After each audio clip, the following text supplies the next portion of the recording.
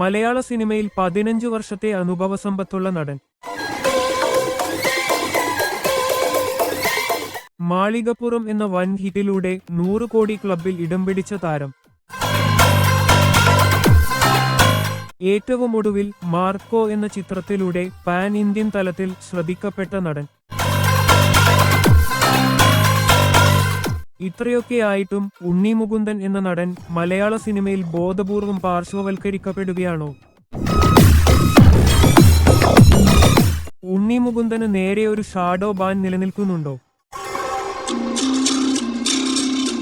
നീണ്ട കരിയറിൽ മല്ലുസിംഗ്, മാളികപ്പുറം എന്നീ ചിത്രങ്ങളാണ് ഉണ്ണിയുടെ വിപണി മൂല്യം ഉയർത്തിയത്.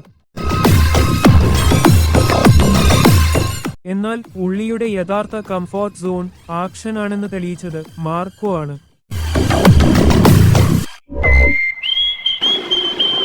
മലയാളത്തിലെ ആദ്യത്തെ 18+ 100 കോടി ചിത്രമായി മാർക്കോ മാറി. നോർത്ത് ഇന്ത്യയിൽ പോലും വലിയ സ്വീകാര്യതയാണ് ചിത്രത്തിന് ലഭിച്ചത്. ഒരു കംപ്ലീറ്റ് ആക്ഷൻ ഹീറോ എന്ന നിലയിൽ ഉണ്ണി മുകുന്ദൻ തന്റെ കപ്പാസിറ്റി 100% പുറത്തെടുത്ത ചിത്രമായിരുന്നു അത്.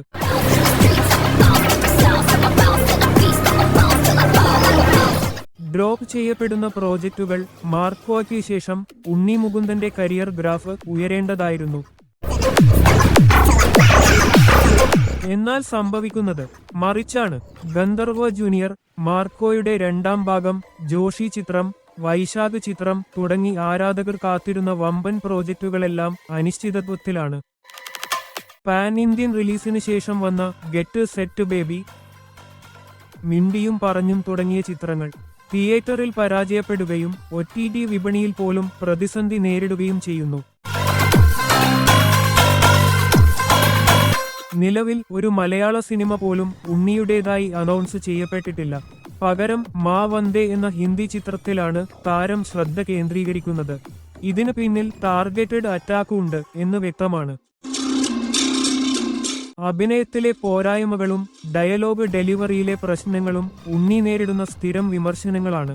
എന്നാൽ ഇതിനപ്പുറം ചില കാരണങ്ങൾ അദ്ദേഹത്തെ വേട്ടയാടുന്നുണ്ട്.